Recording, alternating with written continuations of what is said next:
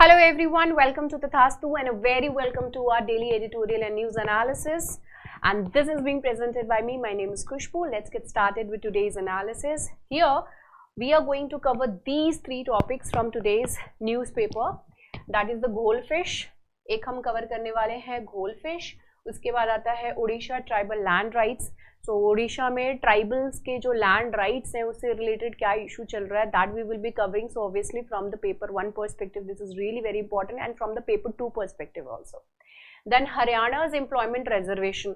सो हरियाणा में जो है 75% रिजर्वेशन का चल रहा है point. So this is also we are going to cover. So these are the three topics. This is important from the prelims perspective and this is also from the prelims and as well as from the mains perspective also. Okay, so these are the topics which we are going to cover in today's class. Now before proceeding ahead, do not forget to join Pre-Sure in order to be very much sure related to Pre-Sure. Here this Pre-Sure is available in English medium और ये हिंदी माध्यम में भी उपलब्ध है. In English medium it is going to start from 27th of November. It is going to start very soon. Do not forget to join. और हिंदी माध्यम में ये 5 दिसंबर से शुरू होंगे. सबसे पहला टॉपिक हम जो कवर करने वाले हैं वो है रिलेटेड टू गोल्डफिश. एंड ये जो गोल्डफिश का टॉपिक है it is there in Indian Express. Goldfish को गुजरात की स्टेट फिश के तौर पर अनाउंस किया गया है, इसको डिक्लेयर किया गया है. What is this goldfish? Here you can see that this is how goldfish actually looks like. ये जो है ऐसी कुछ दिखती है गोल्डफिश. एंड ये जो गोल्डफिश है this is really very huge, बहुत बड़ी होती है. It's very huge actually. अगर आप इसकी फोटोज देखेंगे तो ये बहुत ही बड़ी है. एंड ये जो गोल्डफिश है it is you can say that it is a money maker. It is like a gold mine for the fisherman. अगर ये किसी को मिल जाती है तो ये गोल्ड माइन से कम नहीं है.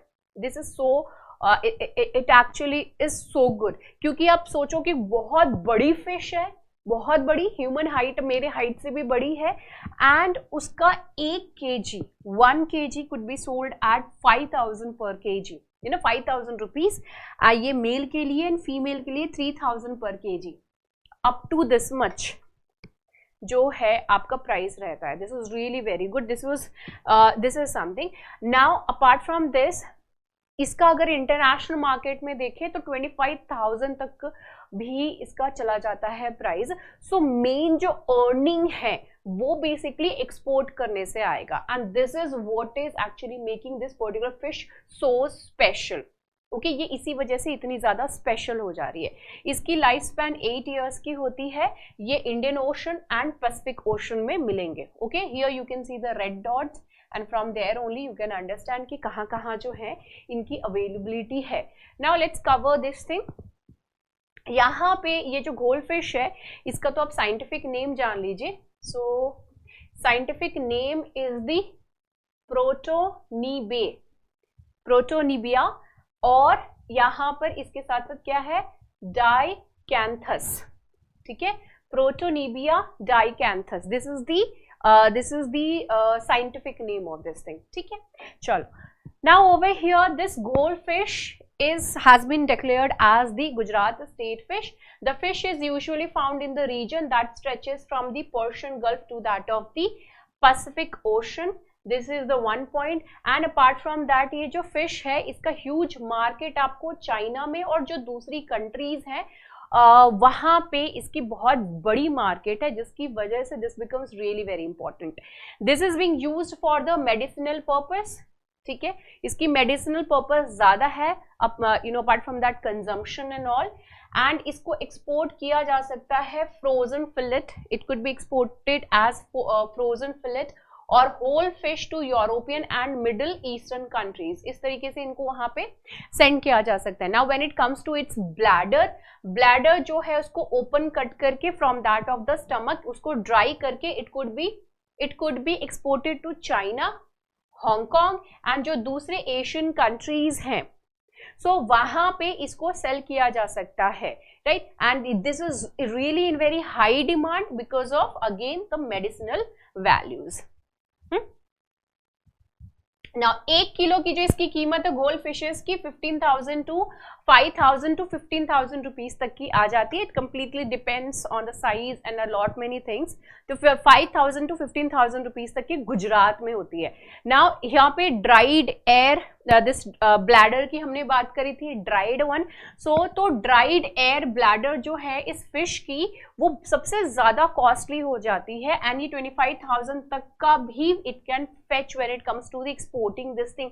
आई am talking about 25,000 rupees per kg. This is really very huge amount, right. अब यहाँ पे इसको how much of the fish is actually Gujarat is exporting, कितना जो है ये एक्सपोर्ट करता है.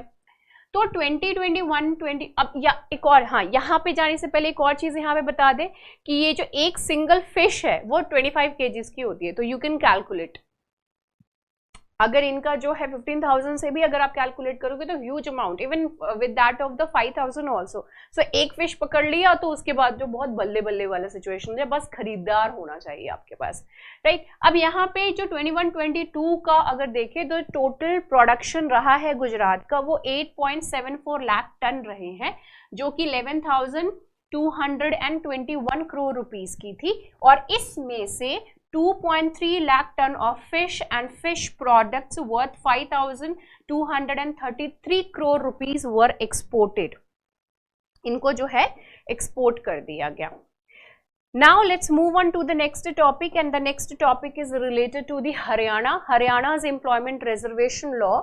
हमने इससे रिलेटेड इन संक्षिप्त में यू कैन से और ब्रीफली जो है हमने इसको कवर करके रखा हुआ है, but this has been now again article में आया है with a very detailed manner, in a very detailed manner. So that is what we are going to cover over here. So यहाँ पे जब भी रिजर्वेशन की बात आती है you can very easily relate a few things related to this thing. एक तो रिजर्वेशन जब भी इट इज मोर देन 50%, जब भी मोर देन 50% होता है तो इस पर्टिकुलर केस में क्या चीज चलती है, इंदिरा सोने वर्सेस यूनियन ऑफ इंडिया. ठीक है, इंदिरा सोने versus union of India, this is one. ठीक है. Now the another one is that, इसके अलावा आ जाता है हमारे फंडामेंटल राइट्स जो होते हैं, fundamental rights. Okay, these are the things which plays really very important role, like article 15, article 14, article 16. ये सभी जो है all of these actually come into play. Okay, so that is the point, and article 19 also has been mentioned over here. तो यही सारी चीजें जो है वो यहाँ पर हम करेंगे. Apart from that article 35 also constitutional thing. ना यहाँ पे हम सभी को पता है कि अभी हाल ही में हरियाणा गवर्नमेंट ने Haryana state employment of local candidates act 2020 इसको जो है लॉन्च किया, एंड उसमें इन्होंने कहा कि 75% रिजर्वेशन जो है वो हम दे रहे हैं. एंड ये जो 75 रिजर्वेशन हम प्रोवाइड कर रहे हैं एक्चुअली दिस इज इन दी, ये प्राइवेट सेक्टर्स की बात हो रही है. ठीक है, ये रिजर्वेशन प्राइवेट सेक्टर, क्योंकि जो भी रिजर्वेशन की बात होती है that is related to the government one, but यहाँ पे प्राइवेट सेक्टर से रिलेटेड बात हो रही है. ठीक है, प्राइवेट सेक्टर्स में 75% जो है वो रिजर्वेशन रहेगा, जिनकी सैलरी जो है वो 30,000 की रहती है. ठीक है, तो अब बहुत सारे पोस्ट एक्चुअली आ जाते हैं जो कि जहाँ पे सैलरी 25,000 30,000 समथिंग ऐसी स्टार्टिंग रहता है, बाद में जा करके जो है वो इंक्रीज होते हैं. ठीक है, अब यहाँ पर जो है बहुत सारे आर्ग्यूमेंट्स दिए जाते हैं. आर्ग्यूमेंट्स यहाँ पर क्या दिए जाते हैं, कि जहाँ तक प्राइवेट सेक्टर की बात है it does not actually hire on the basis of your reservation और योर कास्ट और एनीथिंग, बट यहाँ पे जो है वो प्योरली स्किल के बेसिस पे ही हायरिंग होती है.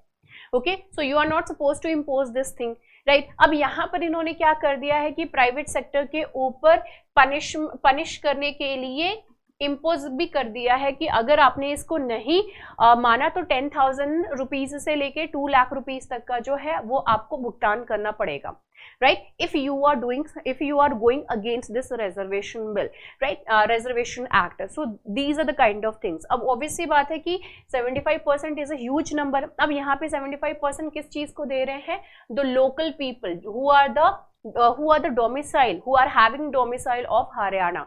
तो उन्हीं लोकल लोगों को ही ये 75% का रिजर्वेशन मिलेगा. What about the other people? अब यहाँ पे आ जाता है हमारा constitution which actually says that you have all the rights to move anywhere in India, और आप कहीं पे भी सेटल हो सकते हो, you can do job anywhere, then why all these kind of things. And here in this article we will look into the other states also जहां पर कि इस तरीके का रिजर्वेशन का कोशिश किया गया है, right? So that also we will be covering. ठीक है, तो ये सभी चीजें तो मैंने आपको बताई.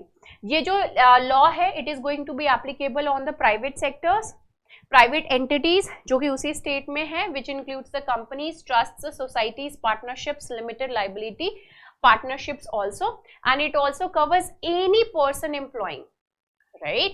It also covers any person employing 10 or more persons for the purpose of manufacturing or providing any kind of service. तो 10 या फिर उससे 10 हो या फिर उससे ज्यादा वाले एम्प्लॉयज, मतलब उससे ज्यादा की एम्प्लॉयज हो, तो ऑब्वियसली बात है कि ये फॉर्मल वाले में आ गए. ठीक है, ये तो फॉर्मल सेक्टर का ही डेफिनेशन है एक तरीके से, राइट? अब यहाँ पे जो लोकल कैंडिडेट वर्ड इन्होंने यूज किया गया है, इसको डिफाइन कैसे किए हैं? Under the law as anyone domiciled in Haryana for past 5 years, जो पिछले 5 साल से जो है वो वहां पे रह रहे हैं, उन लोगों के लिए एप्लीकेबल रहेगा. एंड यहाँ पे जो कैंडिडेट्स हैं, this is mandatory that they have to register themselves, and ये इनको खुद को रजिस्टर करना पड़ेगा. एक डेजिग्नेटेड पोर्टल रहेगी वहां पर, एंड वहीं से ही एम्प्लॉयर्स जो है वो रिक्रूटमेंट करेंगे only through this portal. They will be doing this thing only through this portal itself. Please keep this thing in your mind. And यहाँ पे फाइन का भी मैंने आपको बता ही दिया है, if they will be violating. अब कौन से लॉज जो हैं वो चैलेंज हो रहे हैं इस चीज को लेकर के? तो आर्टिकल 19 है, where is the right of freedom. Here is the right to freedom including to reside and to settle in any part of the Indian territory. As I told you just now कि आपके पास पूरी freedom होती है, that you have all the right to move anywhere over there in India. You can settle down anywhere in India. आप जो है कहीं पे भी settle down हो सकते हैं, ठीक है? And practice any profession, business or that of the trade. ठीक है, तो इट इज एक्चुअली वायलेटिंग. कौन सा आर्टिकल वायलेट कर रहा है? तो आर्टिकल 19 वायलेट कर रहा है. अब आता है आर्टिकल 14. यहाँ पे ये भी ध्यान में रखिए.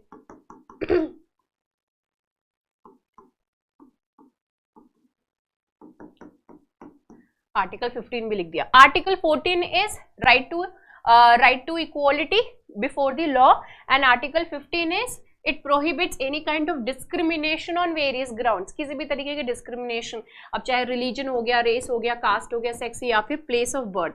अब यहाँ पे ये जो प्लेस ऑफ बर्थ है, इसको लेकर के एक तरीके से यहाँ पर डिस्क्रिमिनेशन हो रही है. एंड यहाँ पर अब बोल रहे हैं कि स्टेट ने इसको किस तरीके से जो है वो डिफेंड किया है. तो here the state government actually said that the law intends to protect the right to livelihood of people domiciled in the state. तो जो डोमिसाइल्ड है, वहां के जो डोमिसाइल होल्ड करते हैं, उनके राइट्स को प्रोटेक्ट करने के लिए ये लेकर के आया गया है. And the enactment was rooted in the rising unemployment over there in Haryana. अब यहाँ पर इन्होंने डिस्कस, यहाँ पे जो पॉइंट इन्होंने रेज किया है, and here it is talking about article 16 clause 4.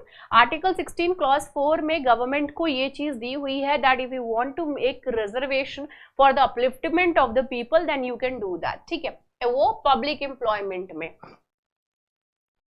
In the public employment does not prevent the state from making any provision for the reservation of appointments or posts in favor of any backward class of the citizens which in the opinion of the state is not adequately represented in the services under the state.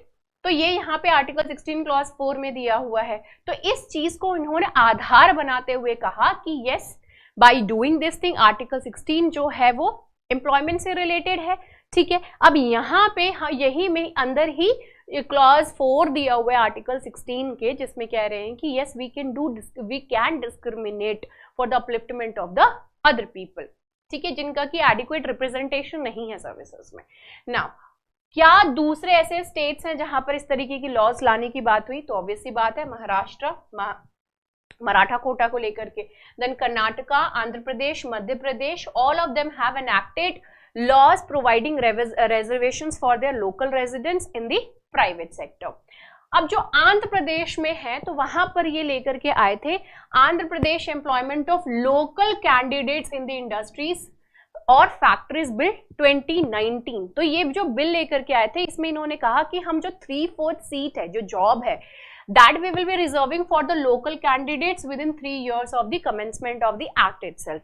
So 2/3 of the seat, sorry 3/4 they basically were keeping it for the local people. अब यहाँ पे obviously बात है इसको unconstitutional बोला गया और यहाँ पे इस चीज को जो है अभी वैसे की वैसे ही पड़ी हुई है, it is not going to move ahead ना। अब यहाँ पे कह रहे हैं इस केस में कि क्या सुप्रीम कोर्ट ने इंटरवीन किया, तो February 3 को ही हाई कोर्ट ने जो है वो इंटरिम ऑर्डर पास किया था स्टे करने के, स्टे लगाने के लिए इस लॉ पे।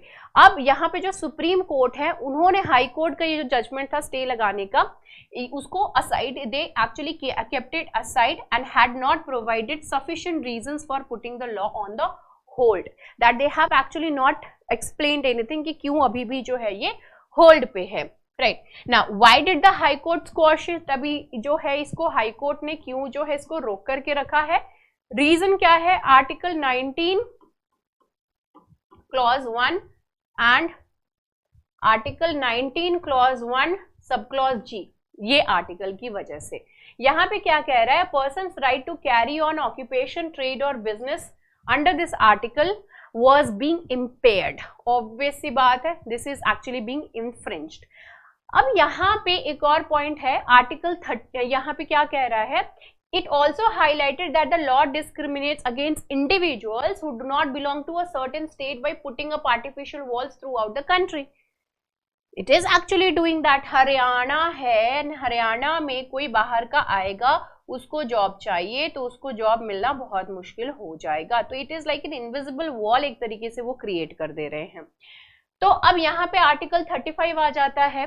The court outlined that the provision bars the state legislature from legislating on matters that fall within the purview of Article 16, Clause 3 of the Constitution, क्योंकि अब यहाँ पे जो रोल है वो बेसिकली पार्लियामेंट का है इस तरीके का रिजर्वेशन देने का, since only the parliament can pass laws on the some such kind of subjects, not that of the state government। वो नहीं कर सकती है, पार्लियामेंट कर सकती है।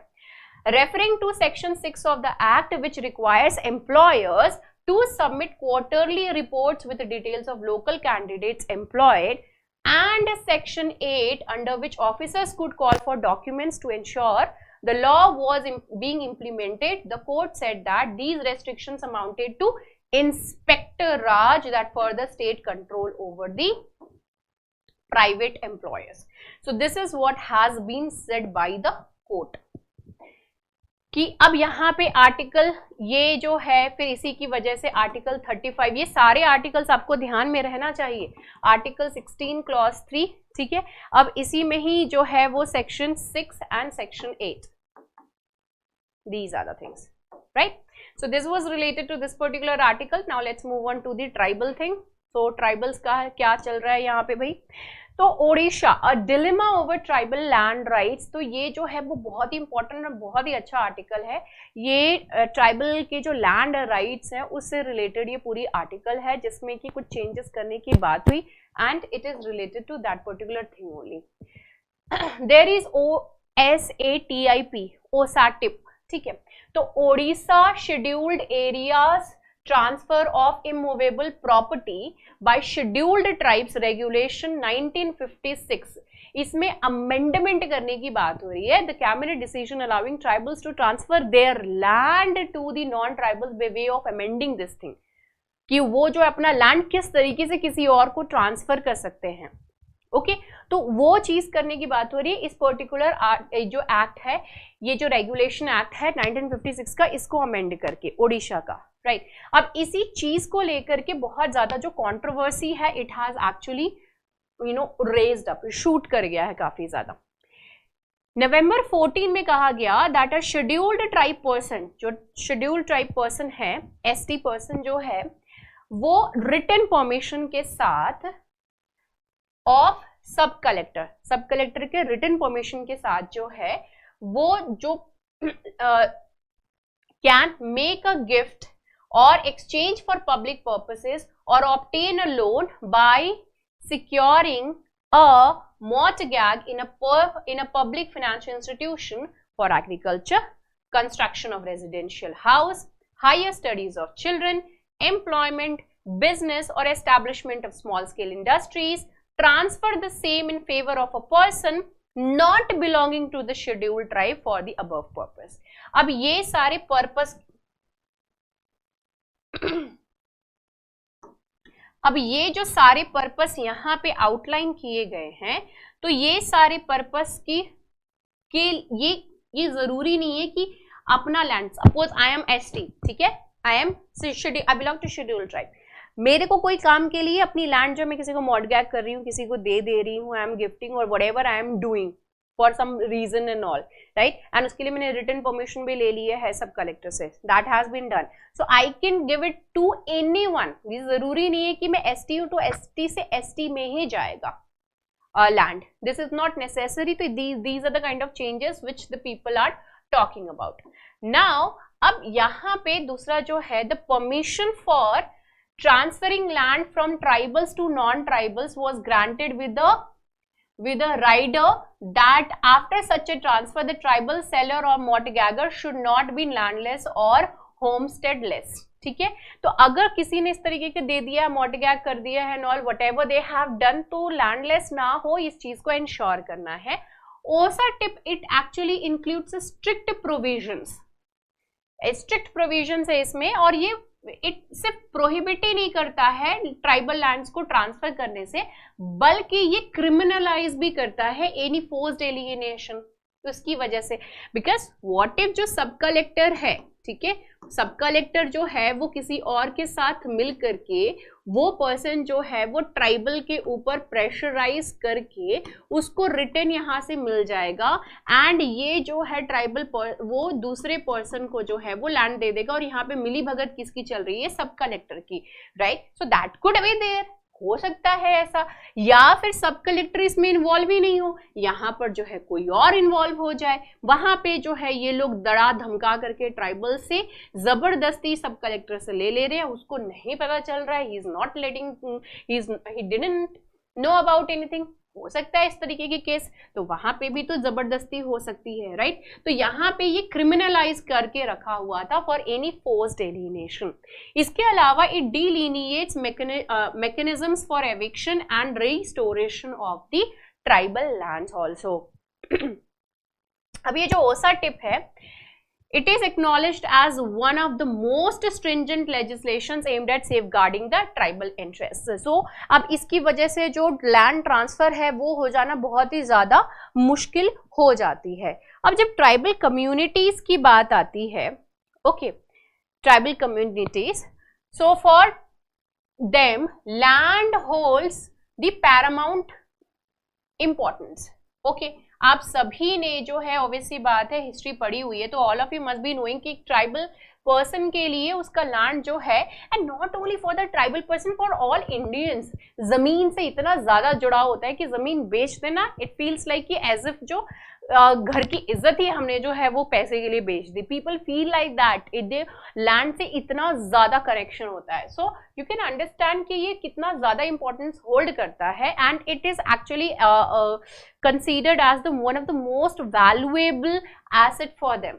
और जो मेजॉरिटी ऑफ ट्राइबल्स की अगर हम बात करें तो most of them are, obvious सी बात है कि they lack the business IQ, so business expertise नहीं होता है, they face challenges in transitioning to alternative livelihoods, they lack access to the capital for starting new ventures, and are relatively recent participants in the realm of the technology also. Slowly obviously बात है कि they are moving ahead with the mainstream also, they are coming along with the mainstream, but still many of them are not that much capable, because लोगों को बेवकूफ़ बना करके भी किया जा सकता है इस तरीके की चीज़ें, राइट। अब यहाँ पे जो ड्राफ्ट रिपोर्ट लेकर के आया गया है CAG के थ्रू, तो it actually carried out the random study and they found out that land held by tribals in the Odisha had decreased from 12% जो कि 2005-06 में था, and to 2015-16 it has actually decreased by 12%, 12% जो है वो कम हो गई है। ट्राइबल्स के देखें तो they are very much inclined towards the subsistence livelihoods and are not driven by the desire of the amass wealth rapidly. They don't believe in that, you know, बस पैसे इकट्ठे करते ना, like the other people and all.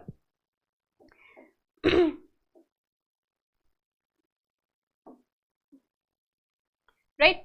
चलो, now here जो amendment propose किया जा रहा है, इसकी वजह से जो नॉन ट्राइबल पीपल हैं एंड स्पेशली जो सदर्न ओडिशा डिस्ट्रिक्ट्स के हैं, they can purchase the tribal lands and इसकी वजह से ऑब्वियसली बात है क्या चीज चेंज हो जाएगी, डेमोग्राफी जो है उस पर्टिकुलर लैंडस्केप की वो चेंज हो जाएगी. So demographic landscape of scheduled areas will be change, which is really very serious issue, because as you people know कि पहले सब जगह ट्राइबल एरिया, ओडिशा में यहाँ पे सपोज की coastal, you can remember the Brazil का केस, साउथ अमेरिका या फिर नॉर्थ अमेरिका किसी का भी आप केस वहां पे ले लीजिए, तो पहले जो है tribal people they use to reside on the coastal regions के आसपास रह रहे हैं, उतना इन डेप्थ नहीं रह रहे. When these Europeans they came on their ship, they came over here and इन्होंने जो है मसैकर करना लोगों के ऊपर, जो है काफी सारे अत्याचार करना शुरू कर दिए. So these people they started moving inside. अब यहाँ से आगे चलते गए तो यहाँ पर ये लोग जो हैं वो कैप्चर करते गए, फिर यहाँ से मसैकर करते गए, ये they got constrain to a very small area and बाकी सभी जगह पे सो जो है these people they started residing. You can see the case of the, you can look at the case of the this one, Australia का देख सकते हो, जो वहाँ के एबोरिजिनल्स हैं. You can see the things related to the America also. The regionals are different people, they are not the one who are residing. You can see the white people, they are not the original residents of that particular area. Okay. Now it aims to monetize their land parcels as a means of achieving financial progress, and जो government है they aimed to convey a sense of realism with the proposed amendment by including a provision to prevent tribal sellers or mortgagors from being left out without land or that of the homestead. That is the reason why they said that कि they will make sure कि उनके पास जो है वो land रहे, ऐसा ना हो कि उनके पास land ही ना रहे. Okay, so they said that we will make sure related to this thing, but still this is really very controversial thing क्योंकि demography जो है वो change हो जाएगी, उनके population further और कम हो जाएगा, then more number of tribal people will fall into the PVTGs, right? So उस वाले कैटेगरी में आ जाएंगे और ये बहुत ज्यादा वल्नरेबल केस हो जाएगा, फिर उनके लिए अलग से स्कीम चलाना होगा, राइट? इट इज, हमको ना फ्यूचर पूरा पर्सपेक्टिव देख करके चलना है, right? Now when it comes to the development के नाम पे काफी बार ऐसा होता है कि हम डेवलपमेंट कर लेते हैं but later on we get to see the repercussions of those things, so that becomes really very problematic over here, है ना? कि कोई भी अगर आप डेवलपमेंट का काम कर रहे हो तो ऐसा काम नहीं करो कि फिर जो दूसरे लोग हैं उनको किसी तरीके कोई दिक्कत हो जाए एक्चुअली, एंड फिर बाद में जो है उसको ओवरकम करने के लिए you are putting too much of money over there and वो जो है ओवरकम नहीं हो पाएगी. As you can see, take the examples of the climate change, right? And हम कोल यूज करेंगे, क्लाइमेट चेंज में भी पैसे ढेर सारे लगाएंगे, लेकिन कोल भी यूज कर रहे हैं, फ्यूल यूज कर रहे हैं, fossil fuels and all, we are doing lot many stupid things also even now. ढेर सारी मीटिंग्स होती हैं, सारी मीटिंग्स को ऑर्गेनाइज करने के लिए हजारों करोड़ों रुपए लग रहे हैं, कुछ खास निकल के आता है? कुछ नहीं होता है, ये बस ऐसे ही है. खैर, this is it related to today's analysis. I hope you people enjoyed it. See you in the next video. Bye bye, take care and have a great time. जय हिंद.